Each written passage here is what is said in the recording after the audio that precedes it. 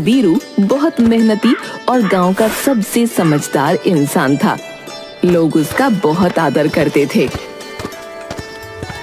हर साल वीरू की फसल सोना उगलती थी। एक बार वीरू जब राज्य का कर जमा करने राजमहल पहुंचा तो उसने देखा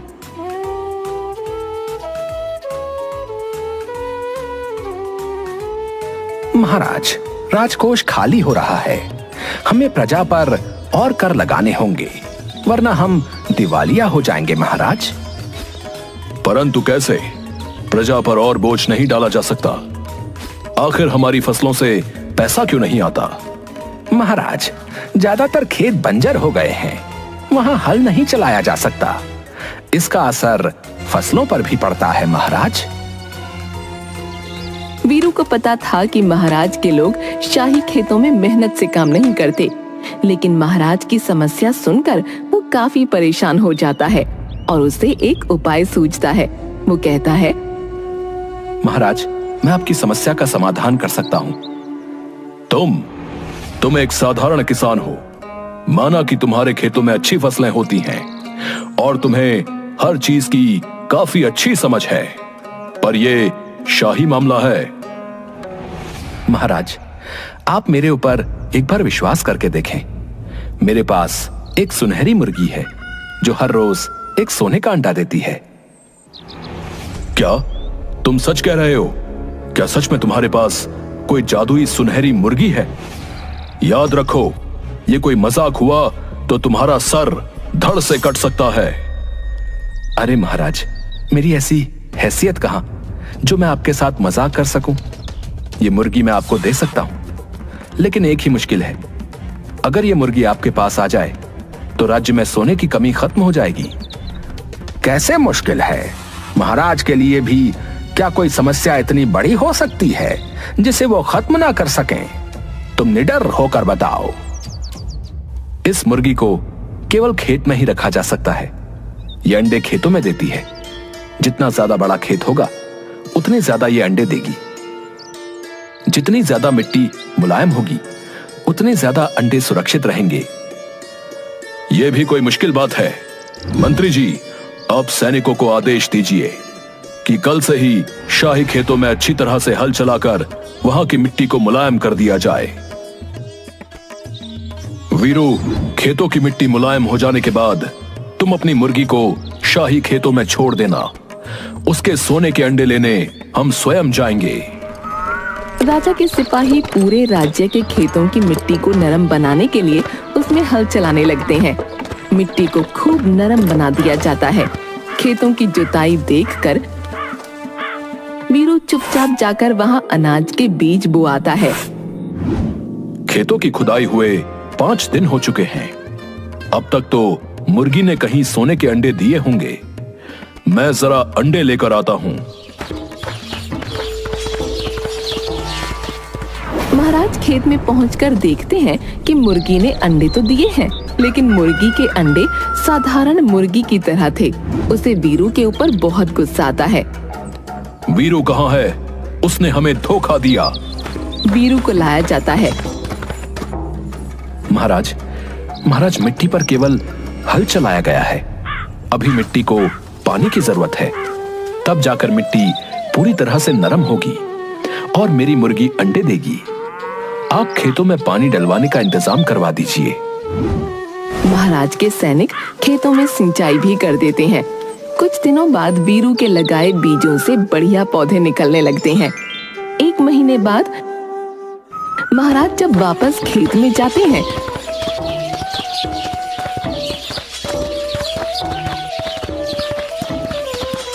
तो उन्हें मुर्गी के अंडे तो नहीं मिलते, लेकिन चारों तरफ खेतों में हरियाली दिखाई देती है।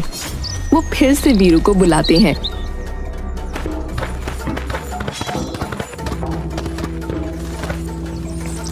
वीरू, तुम्हें जरा भी अपनी जान का डर नहीं। तुमने हमें धोखा दिया है। तुम्हारी मुर्गी सोने के अंडे नहीं देती। महाराज, असली खजाना मेहनत और ईमानदारी में है। शाही खेतों में सही समय पर जुताई और सिंचाई हो, बेहतरीन फसल होगी। जिसको बेचकर अच्छा खासा मुनाफा होगा और राजकोष सोने से भर जाएगा। तू सही कह रहा है, मुझे अपनी गलती समझ आ गई। तुम बहुत समझदार हो। मैं चाहता हूं कि तुम मेरे सलाहकार बन जाओ। वीरू महाराज का सलाहकार बन जाता है। महाराज वीरू को बहुत से उपहार देते हैं। सब कुछ बहुत अच्छा चल रहा होता है कि एक दिन महाराज के पास सूचना आती है। दुहाई हो महाराज, राज्य में बड़ी मुसीबत आ गई है। काली नाम की एक जादूगरनी राज्य में घुस आई है और जो उसकी बात नहीं मानता वो उन्हें पत्थर का बना रही है। मैं तो जादू से वैसे भी बहुत डरता हूं। वीरू, तुम्हारी परीक्षा की घड़ी आ गई है। बताओ, राज्य की प्रजा को बचाने के लिए हमें क्या करना चाहिए? महाराज, आप चिंता न करें, मैं खुद उसके पास जाकर उसका सामना करूंगा। वीरू गांव में बनाए गए काली के जादुई महल में जाता है। काली, तुम एक शक्तिशाली जादूगरनी हो। मैं जानना चाहता हूं कि तुम हमारे गांव में क्यों आई हो और क्या चाहती हो। तेरी हिम्मत कैसे हुई मुझसे ऐसा प्रश्न पूछने की? ये सारा ब्रह्मांड मेरा है, मैं कहीं भी जा सकती हूँ। मेरी शक्ति को कम मत समझ। तू गांव वालों को डराकर पत्थर बनाती है, उन्हीं से तेरा अंत होगा। तू इन सीधे गांव वालों पर राज्य नहीं कर सकती। वीरू गांव वालों को एकजुट करता है और सब मिलकर काली के महल पर पत्थरों से हमला कर देते हैं। काली इस अचानक हमले से घबरा जाती है और गायब हो जाती है। महाराज बहुत खुश होते हैं और वीरू को मंत्री बना देते हैं। ये देखकर राजा का मंत्री वीरू से ईर्ष्या के कारण उसे बदनाम करने की योजना बनाता है। ये वीरू तो महाराज का बड़ा ही चहेता बनता जा रहा है। अगर इसे जल्दी ही नहीं रोका गया तो महाराज इसे एक दिन प्रधानमंत्री बना देंगे और हम सबको इसके नीचे काम करना पड़ेगा। इसे महाराज की नजरों से नीचे गिराने के लिए मुझे जादूगरनी काली से मिलना होगा। मंत्री जादूगरनी काली से मिलता है। काली, मुझे वीरू को खत्म करने में मदद करो। बदले में मैं तुम्हें राज्य का आधा हिस्सा दूंगा। वीरू को हराना आसान काम नहीं है। वो बहुत चतुर है। आपने देखा नहीं, उसने मेरे जैसी शक्तिशाली जादूगरनी को भी 1 मिनट में हरा दिया। लेकिन उसने मुझसे दुश्मनी कर ली है। मुझे उसको इसका मजा चखाना ही होगा। मैं अपनी जादुई ताकत से उसे अपने जादुई जाल में फंसा लूंगी। जैसा मैं कहती हूँ आप बस वैसा करना। काली वीरू को फंसाने के लिए मंत्री को जादुई बीज देती है। तुम इस बीज को चुपचाप वीरू के खेत में लगा दो और दूसरा राजा के खेत में। वीरू के बीज में एक ही दिन में पेड़ निकल आएगा और सोने के सेब फलने लगेंगे। राजा के पेड़ से लोहे के सेब निकलेंगे। मंत्री बीज लेकर राजा के पास जाता है और कहता है, महाराज, देश की भलाई के लिए मैंने कड़ी तपस्या की। मेरी तपस्या से खुश होकर एक परी ने मुझको ये बीज दिया है और कहा है कि अपने राज्य के सबसे समझदार व्यक्ति के हाथों से इसे खेत में लगवा दो, तो इसमें से सोने के सेब निकलेंगे। महाराज, शाबाश, तुम सचमुच देशभक्त हो। ये बीज वीरू को दे दो, क्योंकि राज्य का सबसे समझदार व्यक्ति वही है। वो ये जादुई बीज हमारे शाही खेतों में लगा देगा और फिर सोने के सेबों की फसल हमारे खजाने को और बढ़ा देगी। मंत्री वीरू को लोहे के सेबों वाला बीज दे देता है और उसे शाही खेत में लगाने को कहता है।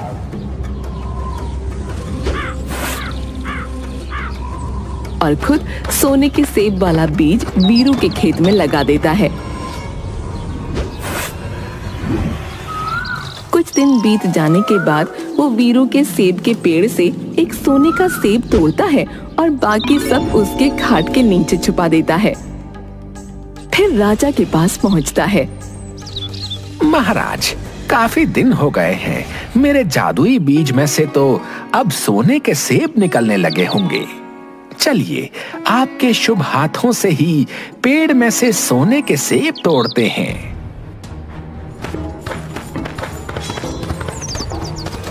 जब राजा वहां पहुंचते हैं तो पेड़ पर लगे हुए लोहे के सेब देखकर हैरान हो जाते हैं। उसी समय मंत्री काली की योजना के अनुसार सोने का सेब राजा को देता है। अरे, हमारे खेतों में तो लोहे के सेब उगे हैं, तो फिर तुम ये सोने का सेब कहां से ले आए?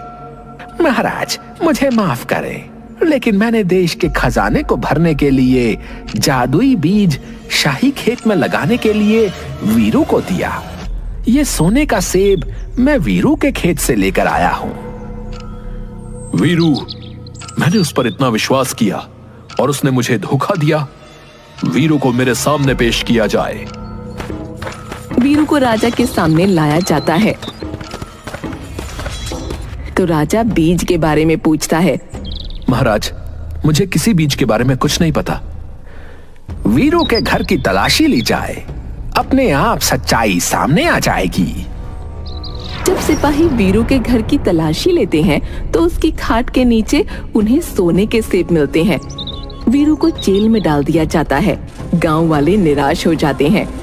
राजा वीरू को जेल में डाल देता है। वीरू के बेटे मुन्ना को जब इस बात का पता चलता है तो उसे महाराज पर बहुत गुस्सा आता है और वो अपने पिता को बचाने के लिए काली के महल में जाने को तैयार हो जाता है। सब लोग उसे समझाते हैं। काली महल में जाने का खतरा मत उठाओ। उसकी जादू की शक्तियां बहुत शक्तिशाली हैं। वो तुमको भी पत्थर का बना देगी। ये आप क्या कह रहे हैं? पिताजी इस गांव के रक्षक थे। पिताजी इस समय जेल में हैं। पिताजी को बचाने के लिए मैं अपनी जान की परवाह नहीं करूंगा। उनके बिना गांव भी खतरे में है। गांव में रहने वाली मुन्ना की दादी उसे समझाते हुए कहती हैं, देख मुन्ना, जादूगरनी काली की शक्ति शैतानों की ताकत पर टिकी है। उसे हराने के लिए तुझे महामाया की सच्ची शक्ति की जरूरत है। हाँ, मैं तुझे महामाया का सबसे शक्तिशाली मंत्र सिखा सकती हूँ। तेरा कोई बाल भी बांका नहीं कर पाएगा। दादी उसे माँ महामाया का शक्तिशाली मंत्र सिखाती है। मुन्ना काली के महल की ओर जाता है। काली के महल में अंदर जाने के लिए कोई दरवाजा नहीं था, इसलिए मुन्ना दादी का सिखाया हुआ माँ महामाया का मंत्र पढ़ने लगता है। मंत्र पढ़ते ही काली का महल हिलने लगता है और काली घबराकर महल से बाहर आ जाती है। मुन्ना को देखकर उसका चेहरा क्रोध से लाल हो जाता है। तू मेरी शक्तियों को ललकारने आया है? तेरी इतनी हिम्मत? काली, बुराई सच्चाई से जीत नहीं सकती। अब माँ महामाया की सच्ची शक्ति तुझे खत्म कर देगी।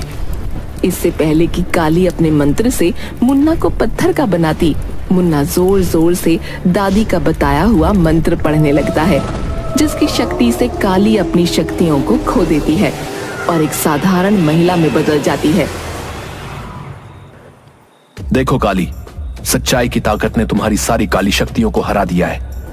अगर तुम सचमुच जीना चाहती हो तो तुम्हें महाराज के सामने बताना होगा कि सच्चाई क्या है, वरना माँ माया की शक्ति से नहीं बचोगी।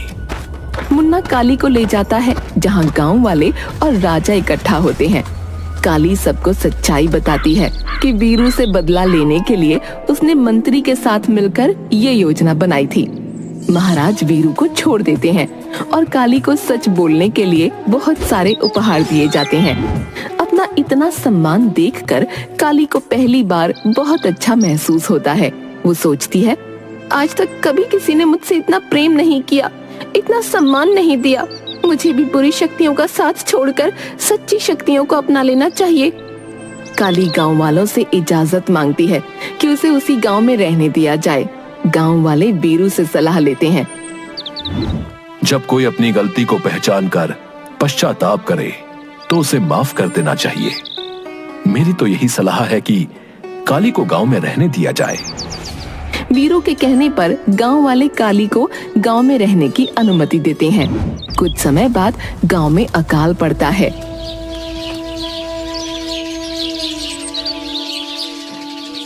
बारिश होने के कोई आसार नहीं दिख रहे हैं। हमारे पास कोई उम्मीद नहीं बची है। अब तो कोई ही अपने जादू से हमारी जान बचा सकती है। मैंने अपनी जादुई शक्तियों को कभी भी उपयोग न करने की कसम खाई थी। अगर मैंने ऐसा किया तो तो मुझे अपने एक अंग का दान करना होगा, लेकिन अब इस गांव के लिए मुझे अपने जीवन का एक बड़ा त्याग करना होगा। काली गांव के प्राचीन मंदिर में जाती है और अपनी जादुई शक्तियों का उपयोग करके बारिश लाने के लिए एक अनुष्ठान करती है। बारिश होते ही काली अपनी आंखें खो देती है। काली मौसी, आपने हमारी जान बचाई है। हम कभी भी आपके बलिदान को नहीं भूलेंगे। मुझे खुशी है मेरी जिंदगी किसी के काम आई। अब मैं समझ सकती हूँ कि सच्ची खुशी प्यार, दया और त्याग में है, और ये गांव मेरा परिवार है। एक दिन गांव में अजीब घटना घटती है। काली जब गांव वालों को जादुई शक्तियों का प्रशिक्षण दे रही थी, मुन्ना दौड़ते हुए आता है और कहता है, काली मौसी, जंगल से एक अजीब प्राणी आ रहा है। तभी गांव में एक बड़ा आधा पेड़ आधा जानवर जैसा दिखने वाला आकार पेड़ों के बीच से निकलता है और वो बहुत क्रोधित लग रहा होता है। अरे काली बहन, ये तो वनदेव हैं। वो कभी हमारे गांव के पास नहीं आए। मुझे दिखाई तो नहीं दे रहा, लेकिन महसूस हो रहा है कि उन्हें हमारी मदद की जरूरत है। गांव वाले वनदेव के सामने इकट्ठा होते हैं। वो गुर्राता है और टेलीपैथी संदेश भेजता है।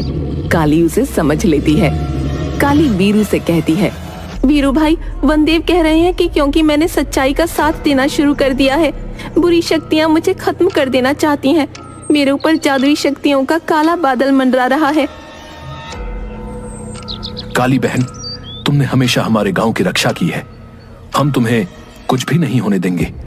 हम तुम्हें तुम्हारे ही जादू की सहायता से बचाएंगे। हाँ पिताजी, हम कई मौसी के सिखाए हुए जादू से कांटे बुनकर हम उन शक्तियों को रोकेंगे और पेड़ों की बेलें हमारी सुरक्षा बढ़ा देंगी। गांव के लोग काली के सिखाए जादू का इस्तेमाल करते हैं और जमीन में से तरह तरह की बेलें निकलकर एक दूसरे से जुड़ जाती हैं। लेकिन जैसे ही रात होती है, बुरी शक्तियां पेड़ की बेलों के जाल से बाहर आ जाती हैं। गांव में अंधेरा होने के कारण वो इधर उधर वार करने लगती हैं, जिससे गांव वाले घायल होने लगते हैं। मुझे अपनी शक्तियों से गांव में रोशनी करनी पड़ेगी। अगर मैंने रोशनी नहीं की तो वो बुरी शक्तियां पूरे गांव को शमशान में बदल देंगी। समय आ गया है, मुझे अपनी जान की कुर्बानी देनी होगी।